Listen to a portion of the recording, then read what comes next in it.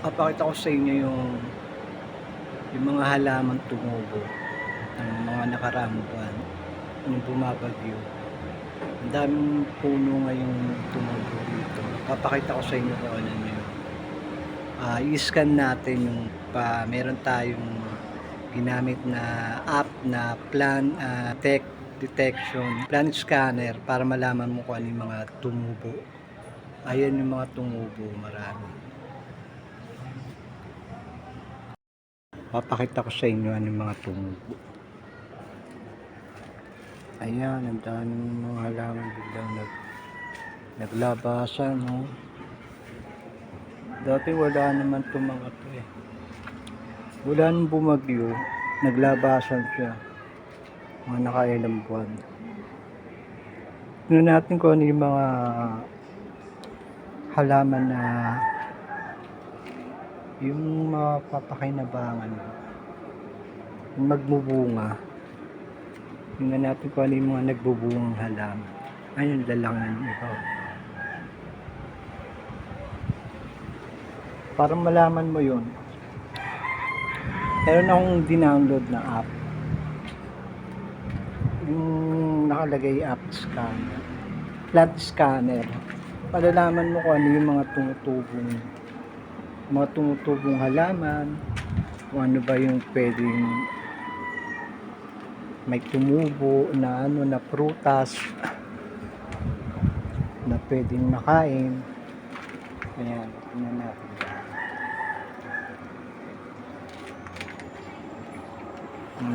Ganito gawin natin. Mag-download lang kayo na app na sinasabi ko. Ito, ganito. Yung app na yun, plant scanner, tapat nyo lang yung mga halaman. Tapos yan, i-scan niya na. Malalaman niya na kung anong pangalan niya at kung anong klaseng halaman siya. Ayan, ivory pig. Add watering for fertilizer, effortless plant. Pali ordinaryong plant lang siya. Ito naman, ito.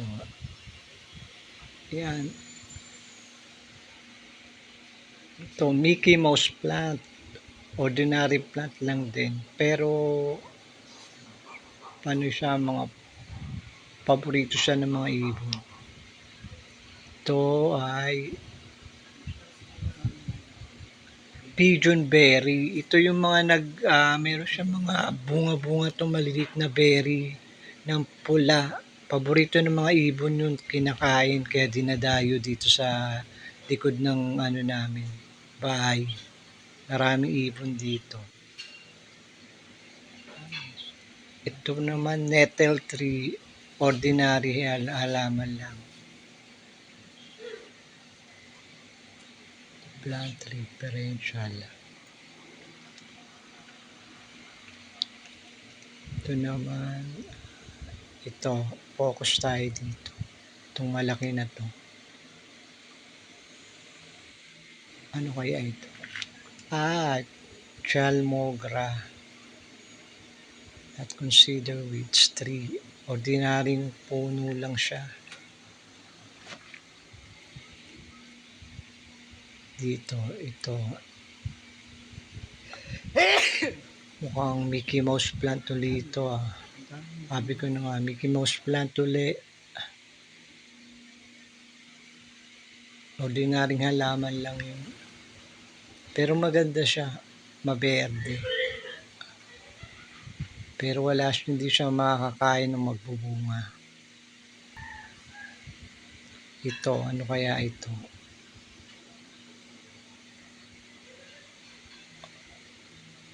Ayun, may avocado. Avocado na. Siguro ito yung mga dinadala ng mga ibon dito, mga buto-buto na natatapon niya, mga buto-buto rito na Pero malaking buto na avocado. Kaya alam, malatagal pa magbubunga ang avocado. 10 years, 5 years to 10 years pa yan. Ito, ano to? Pepper elder. Ito, herb to. Nakakain to, pwede to isama sa mga lutuin.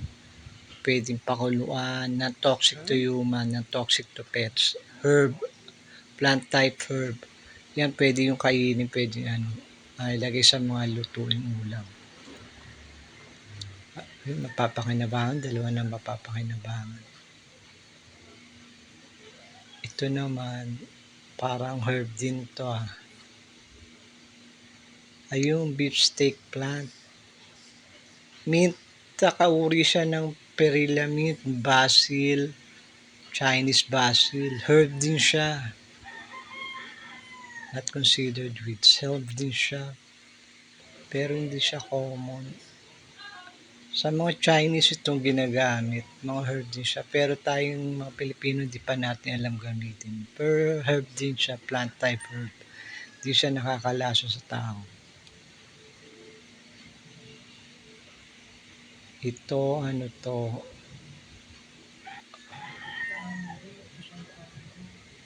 Ayun, sampalok, tama rin. Ang galing, meron na. Kaya lang, ang maliit pa. Kailangan maalagaan para lumaki. Non-toxic to human, not considered weeds.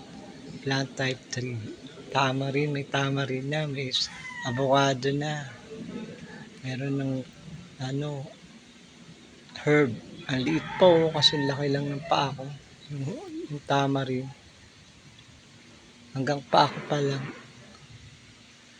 Ito, curious ako. May tinanim ako rito dating kamatis pero hindi tumubo eh. Ay, nasili.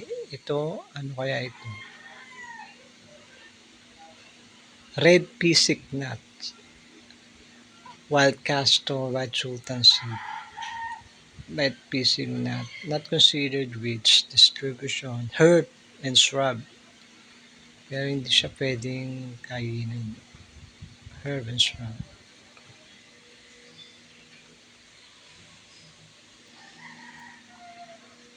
Ito, ano kaya ito mahaba down? Curious ako. Siamese rock bass, toothbrush tree, sandpaper tree. Mga ginagamit yata sa ano. As considered weeds, tree shrub. Naku, ito, Mickey Mouse na naman yata ito. Kauri, Mickey Mouse pa nga. Itong ganda ng dahon. Parang square.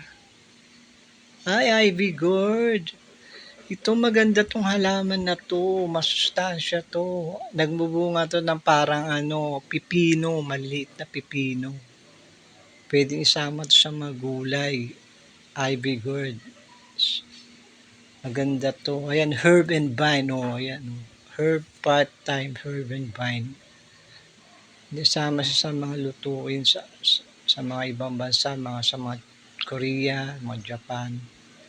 Ito, malalaking dahon, ano kaya to? Parasol leaf tree. Tawag niya elephant ear, kaya pala lalaki ng dahon. Pero ano lang siya, plant lang siya. Nakakaroon pa ng cosmetics pa siya. Hindi siya pwedeng kainin, nakakalaso. Ito, mountain source soap, white source of mountain soap franchise.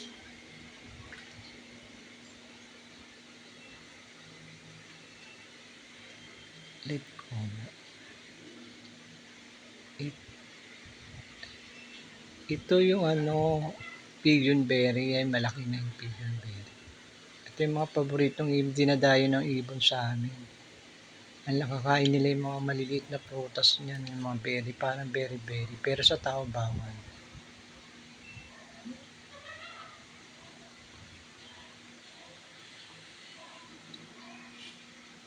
Pero dito matataas kasi mataas pa sa akin. Japanese pig.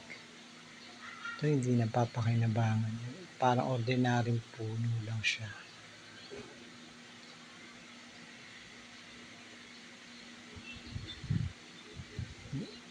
Medyo nakakalason siya. Mild toxic and soft juice if eaten.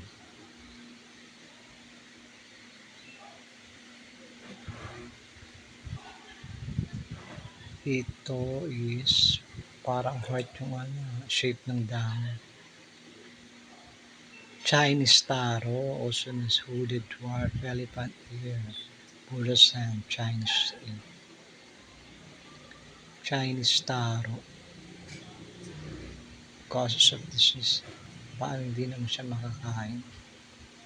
Toxic to dogs. May toxic to all parts if eaten.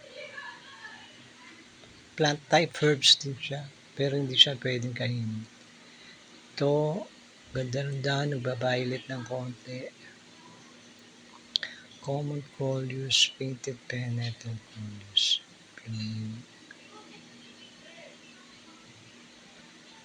Coleus.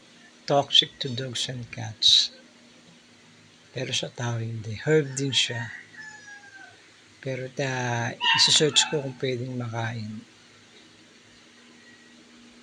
Ito, blushing bromelain. Ano rin to, herb din to. Pero hindi pwedeng kainin. Plant type niya herb. Non-toxic to humans. Non-toxic to humans siya pero hindi siya pwedeng may mild effect pag yun herb yan. Plant type herb. Pero search ko rin kung pwede siyang. Ito yung avocado to eh. Nakuha na ko na pala to avocado to. Yan, may avocado na kami.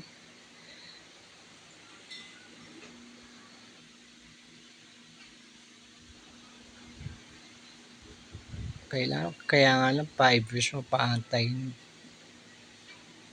para mag-mature at magbunga. Ito, red button ginger, also ng scarlet ginger scarlet. Indian ginger, dwarf comb ginger panawa. Pero hindi ito nakakain. Plant type herb.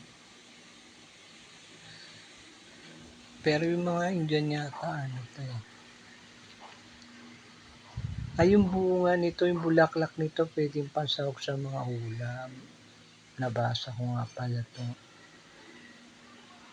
No, parang butas-butas yung parang minat-ngat ng daga. Design pala yung Swiss cheese plant.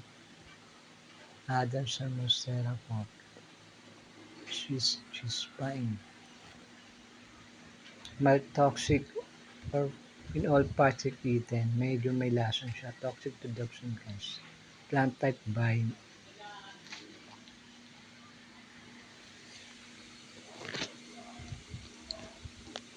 Ito, ano kaya ito? Ito, dalawa lang dahon. Ano kaya ito? Pullback. Prickly mampo. Devil claws. Poison of pygmy mambo. Black native bougainvillea. Parang native bougainvillea siya. Paglaki nung parang native bougainvillea. Okay, yes guys, hanggang dito na lang. Please like and subscribe.